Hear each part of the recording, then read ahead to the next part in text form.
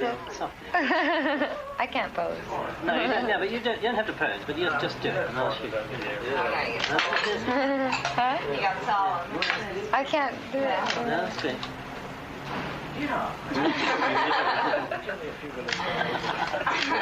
We publish these things, you know. You'll shake you, you know. Your name, please. Joan Barnes. Joan. B-A-E-Z. Oh, truth. I didn't recognize you. I'm sorry. Good. Nice to see you. I've been looking for you all day. Well, this is a part. This is a part where I don't write. I don't. You know, I'm not gonna. Anything that happens now, I'll just remember. You know. But as when I'm living, you know, my own thing, doing what I do, this is never around me. I mean, I accept everything. I accept this. You know, I'll accept it. Well, because it's here, it's real. It exists. You know, just if I do go insane, when and if time comes for me to go insane.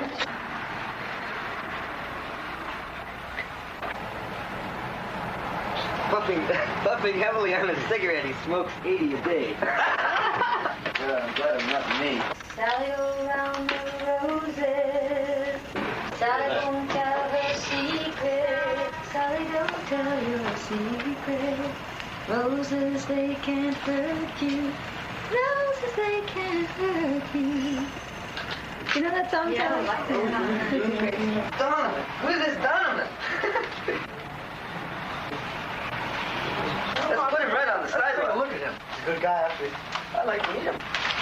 He's a young Scottish bloke. That's I was going to say that, but I didn't know if you'd understand. Oh, that bloke. Yeah. Bloke. Look. Young bloke. Anyway, he was singing a bit of folk music, and he's been around, and he plays very good guitar. He's a very good guitar player. He's better than you. Yeah. All right? Right away, I hate him. He's all right. I like him anyway. He's not a fake. Yeah. He's all right. Well, I got him up on the wall, you know. Anybody on my wall? Where? He's right there. Yeah, is Donovan deserting his fans? He's only been around for 3 months. Well, that's what I call a loser.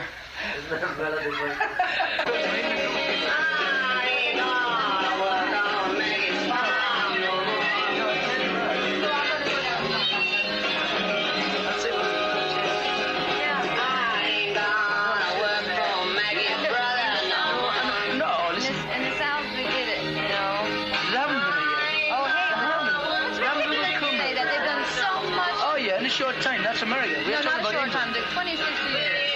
I was thinking, when did Abraham say that all were equal and all that? You know, when was the Declaration? That was 200 years ago. Well, he said that. I'm not talking, but he said it, but he never, that's nothing. Well, he never does it. He started working 26 years ago. We don't have... Where we going now, CBS or what? He's not with us.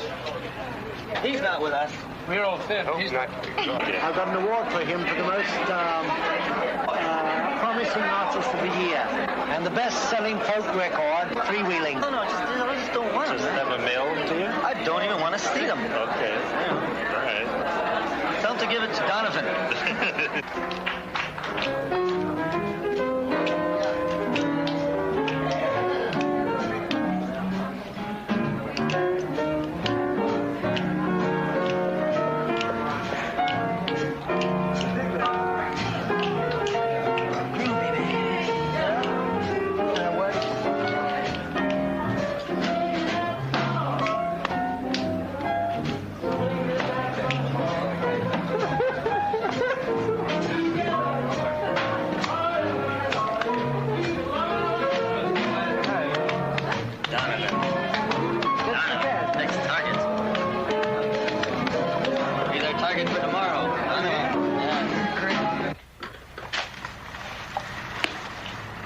This is for the African service of the BBC, Mr. Dillon.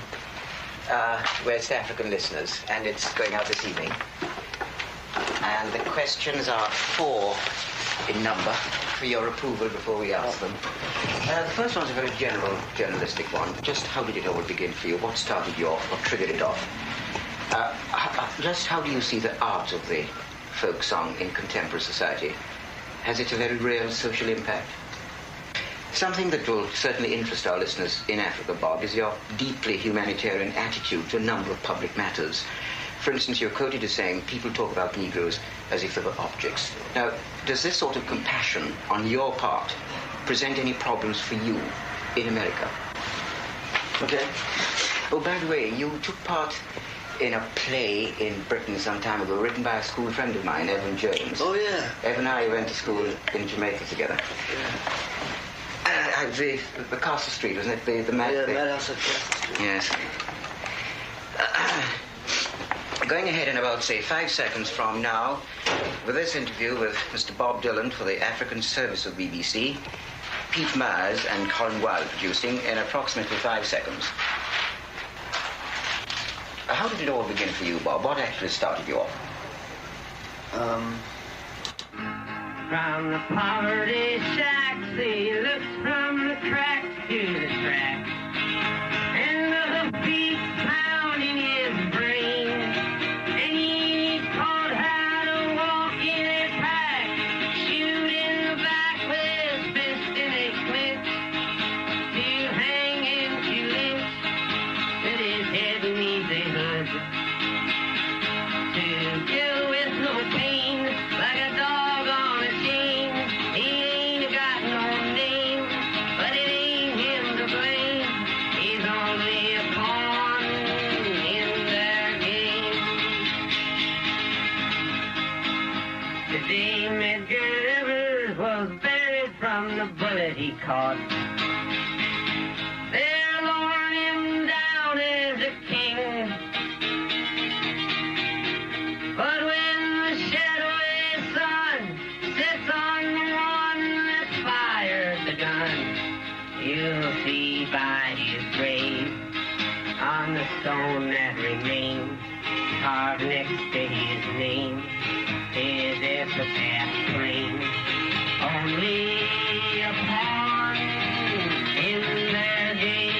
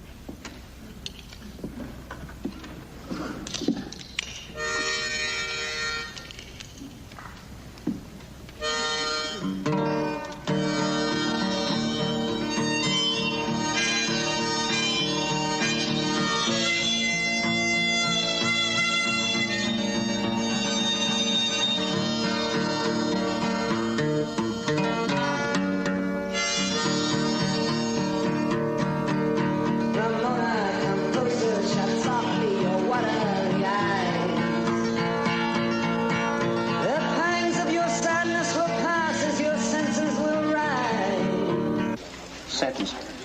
He is not so much singing as sermonizing. Colon. His tragedy, perhaps, is that the audience is preoccupied with song. Paragraph. So the bearded boys and the lank-haired girls, all eyeshadow and Undertaker makeup, applaud the songs and miss, perhaps, the sermons. They are there, colon. They are with it.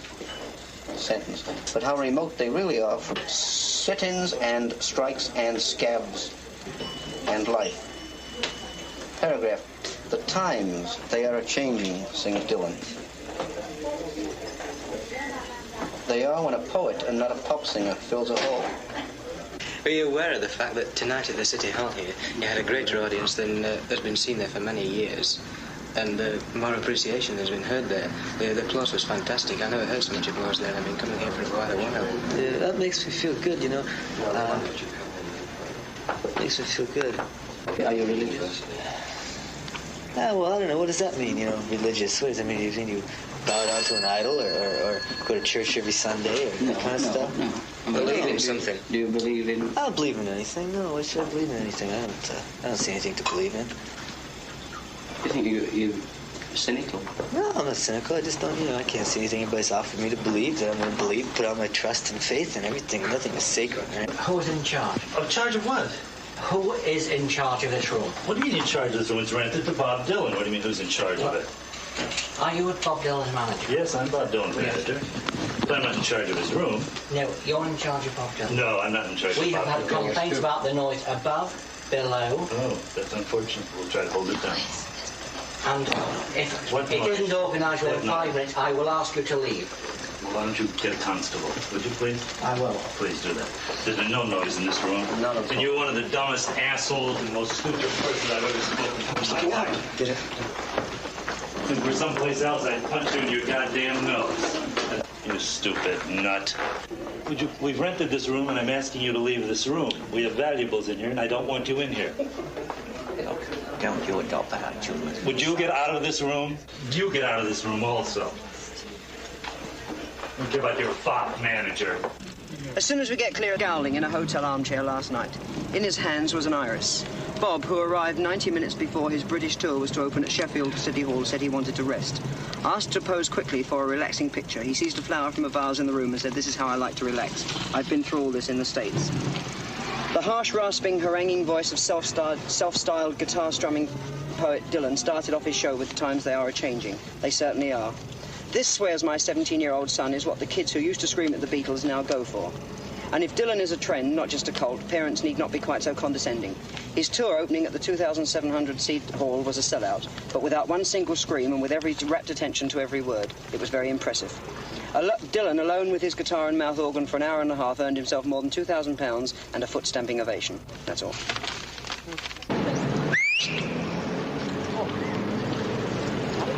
You really staying tonight? Right at the hotel. Where? Near the theatre. In an hotel? You stay in an hotel? Don't be personal. Hey? Is that him? No.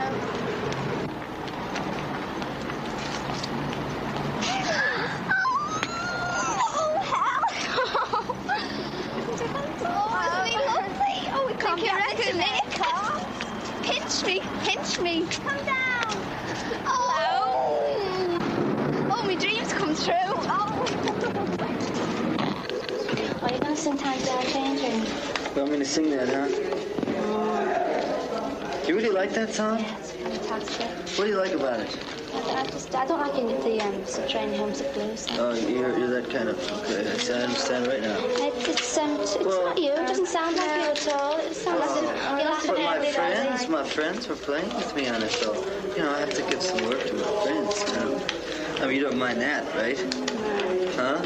You don't mind them playing with me if they play the guitar and drums and all that kind of stuff, right? It just doesn't sound like